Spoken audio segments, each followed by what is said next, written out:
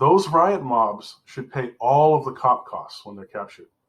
The taxpayer should not be paying for all that. See, right now we have a system that's real. See, the worst thing in economics is when you have someone who's spending money or causing costs, but someone else has to pay, right?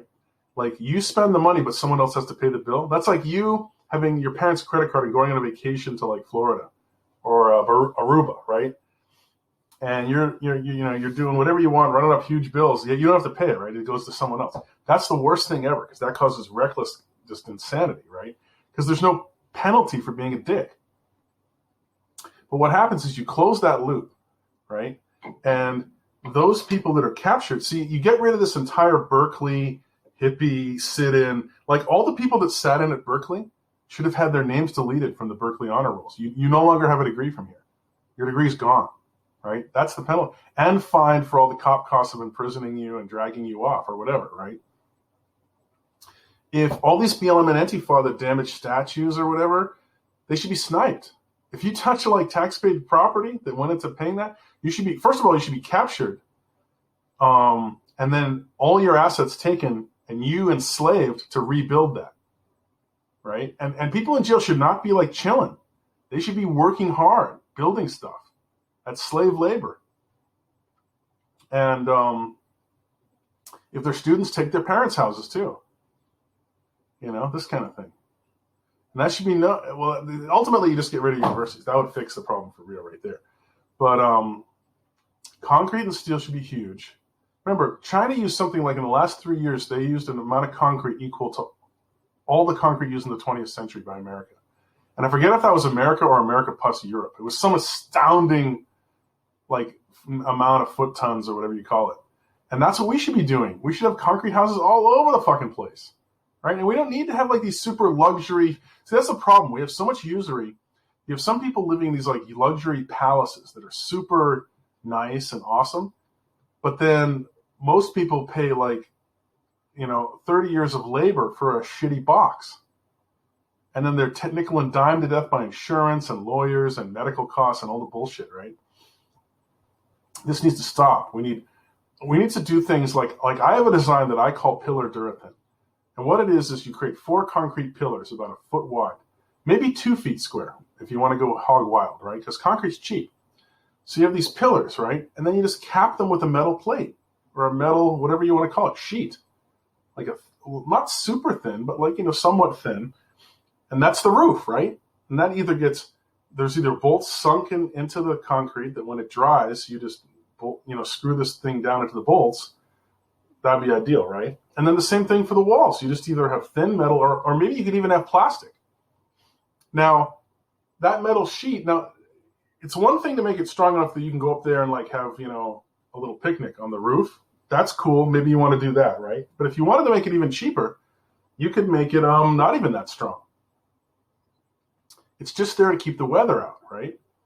Now, the compression load of the 4 columns that are about, I don't know, whatever they are, 20, 30 feet apart in the square, that gives plenty of strength to hold up that roof. And then all you need to do is seal the sides with either plastic panels or metal panels or whatever, what have you. Maybe even ceramic, like whatever you want to do, right?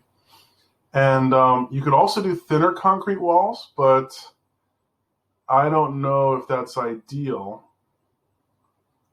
Because you see, concrete doesn't have good, it has great compression strength, but not very good like sideways strength, tensile strength or whatever you call it. So if you were to, throw something against the wall by accident or someone crash into the wall, then it might go through a thin concrete wall. Whereas if it was metal or plastic panels, it would just bounce off, right? Hard plastic, they kind of using like car doors and, whatever, right? Not like, just take your strongest, have you ever seen a plastic plate? They have up in our summer house in Maine, we have these little plastic plates, and they're probably like, half a centimeter or a third of a centimeter high. And I don't know if they have some gloss on them or something that keeps them, from anything from getting into plastic. But those plates are hard as a rock, right? They're not like a flexible, screwy-dewy plastic. They're like a pretty hard plastic. And that's only a half centimeter thick. You could make, the plastic walls like 2 centimeters thick or 3 or whatever, right? And the great thing is if someone like, shotguns one of those walls, you could just take out the whole panel and replace it with another replaceable part. So basically what you want to get to is that houses are just like desktop computers. They're better and better each year and cheaper. And you don't overpay the people making them. You make it like mass produced, interchangeable parts. But you see, concrete stuff isn't stuff that you want to mass produce in a factory because it's heavy to lug around, right? So you bring your concrete mixer truck and the mix to the thing, and you make the columns there on site after maybe making it a leveled, concrete base. I don't know if you want to lacquer it over. I've heard something on YouTube that there's some lacquers that seal the concrete better to keep water out. That's another whole thing. But the bottom line is the house should be like $1 per square foot, right? We're massively overpaying for housing in America and in all the white countries, pretty much all over the world, right? And this is wrong. And it's because administrators and non-manufacturing people need to suck out value somewhere. The way they suck it out is doing marketing, selling, free market bullshit, right? And then regulation theft through regulations and laws and local government. That's how they suck out all the value. And they can sit in this posh law firm or posh political office and just collect all this money. It's like, fuck off. Cut all that off, right? And remember, we wouldn't have this under a kingdom. This stuff. So imagine so that's a house, 30 feet by 30, that's what, 900 feet? So then you just extend it, right? You take that concrete, those 4 concrete columns, and you just put another 2 over there, and you can extend it in either direction, right? And so you can make a much bigger house if you want to. Now, I'm not a structural engineer, so I don't know how much more creativity would be needed to make it like 2 levels. But heck, China's making 57-story skyscrapers in 30 days, right? So that's not that hard. But that probably gets into like, steel girders and, mixing the strength of metal with concrete and that kind of thing. And that's much more expensive. I'm talking about for a basic house, you just make a 8 or 9 foot column of concrete, which is pretty cheap. I mean, you could make this with stuff you find at like Walmart, right? If you had the molds, if you had somebody that knew what they were doing, right? And cap it with a metal sheet. So that's got to be manufactured somewhere, right? And then the plastic panel walls, and boom, there's a house. So that there's, for like a few $1,000, there's like a pretty big house, right? And then you can actually, if you made the box, say 1 square was 30 feet, you do another 30 feet. So you make essentially 4 of these, 1, 2, 3, 4, 5, 6. Let's see, 1, 2, 3, 4, 5, 6, 7, 8, 9. Is that right?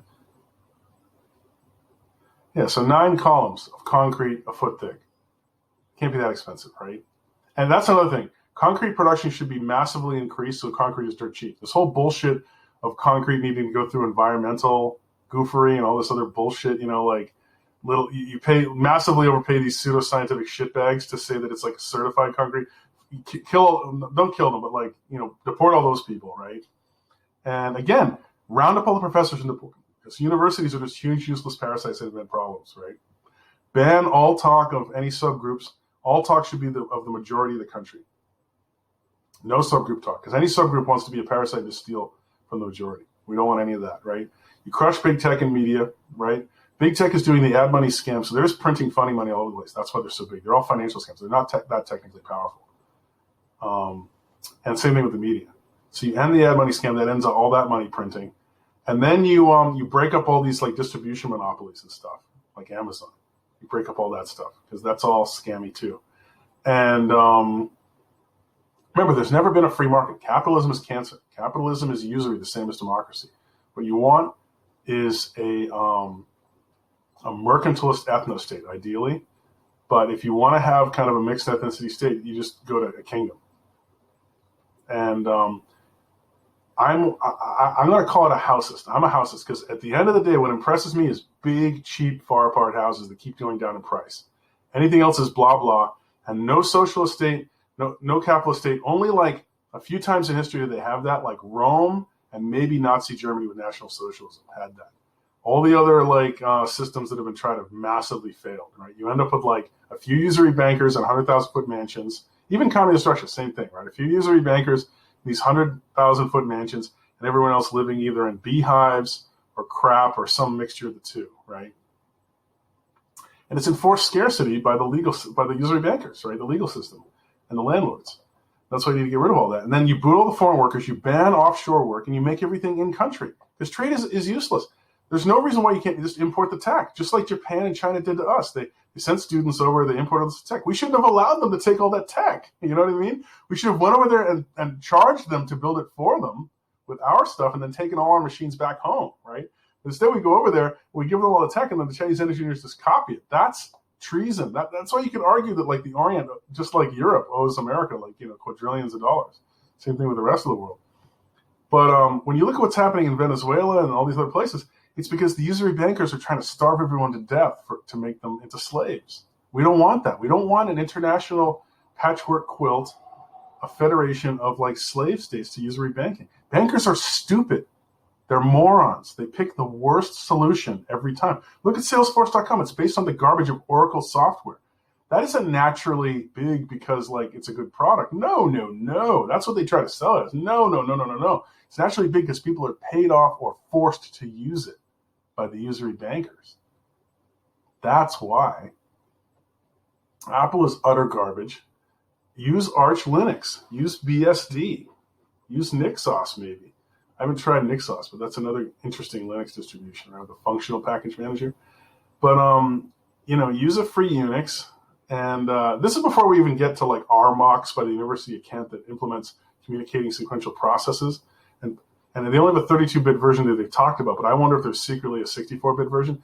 If you're listening, Boris Johnson, if you're listening to people in England, take a lot of money from your education system and give it to the team at the University of Kent that's developing RMOX. Have them develop a 64-bit RMOX and have them set up shop in England without foreign labor to build the transputer and improve it.